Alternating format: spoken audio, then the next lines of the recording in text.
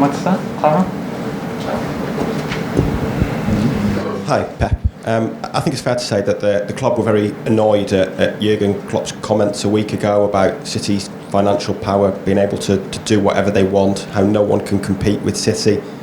I just wondered, as the manager of the club, how that makes you feel when you hear those sort of comments, and whether you think it's unfair that your success is kind of being attributed just to money. But first, it's not a surprise because it's not the first time who said. And the second point is Brighton.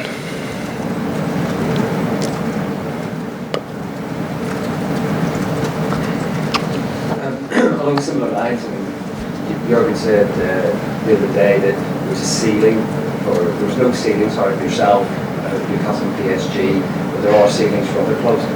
Do you agree with that view? I said it's not the first time who say that in the last 5-6 years, so Brighton. But do you think there is a similar ceiling for the likes of yourself and for Liverpool? I don't know.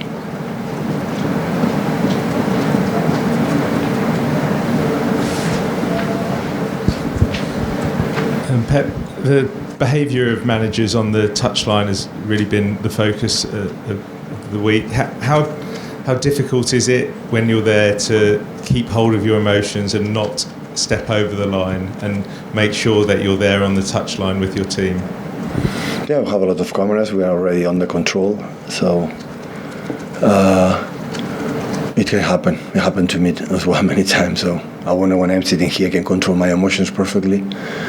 In that moment, always will happen many times in several stadiums, and sometimes can happen.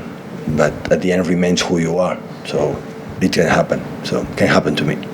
Do you feel it's important to set an example in terms of respect to referees, but also is it very difficult to keep those emotions in? Yeah, of course. We want to respect the referees. We want to respect everything, but sometimes emotions are there.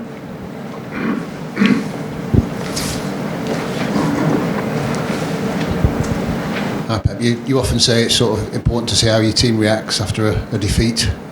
What have you seen in training this week, and what I'm just focused about how good they are. Our opponent didn't score in the last 4 games, but they make 50 chances. The game against Nottingham in the first half, I was really impressed the way they play. So, and the games we faced against Tottenham and Anfield in just 2 or 3 days. So we spoke a lot this week with the team. We're going to face tomorrow, and you have to be ready. Otherwise, we are not going to get points against that team. So it's only the few teams like they can take the ball of you, and they know exactly what they have to do with, and they have to be ready. That's why the past is the past. It's already forgotten, and of course we take the lesson on and off the pitch. But Brighton is only a concern because I learned from my career as a manager, Lloyd, your focus always in the past, you lose the focus in the future, in the present, in the future. And this is the first step to drop points. So Liverpool is history, and Brighton is our dream. Hi, Pat. You said last week, you maybe surprised a few people last week when you said that you thought Liverpool was still your closest title challengers. Presumably you were pretty unhappy to be proved right, I suppose. Yeah, looks like in my statement, believe more in Liverpool team than his manager.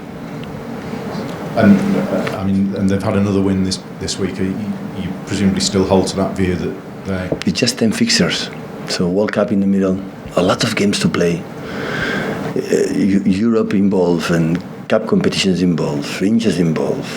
So I said before, so when you have 7-8 games left, yeah, but when it's just 10 games, 1,000 million things can happen. So that the only I'm concerned that is the future is Brighton. Hi Pep.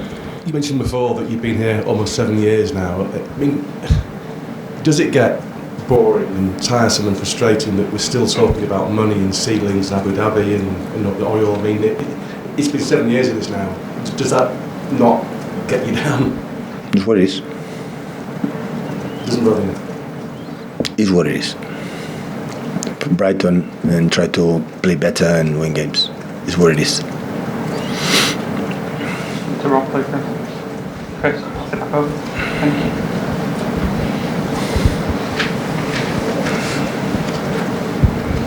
Obviously entering a period of the season where even sort of relatively minor injuries will rule players out of the World Cup now. Does that affect how you pick a team for the next, even if players have got little... No? No.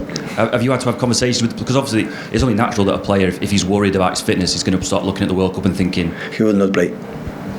If I realize the smelling, I'm really good. The tactics not, but the smelling, I'm really good.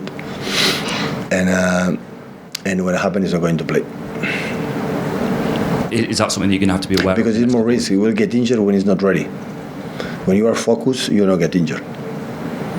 When you are incredible committed and what you have to do, you don't get injured. When you are a bit distracted is when you get injured. It must be hard for a player also to have that same mentality when he's looking at something as big as the World Cup in a couple of weeks and thinking there's a possibility maybe that a kick or a knock might rule him out of a chance every 4 years. Yeah, I know. But Brighton is all important. It matters to me right now and the team. So I know, but also can lose the World Cup because he's not selected or for many reasons. So you have to be focused every single game until the end. It's just 3 weeks. You have to be focused. As much focus you are here, you will be perfect in the World Cup. Otherwise, you will be in trouble. Okay. Thank you, guys.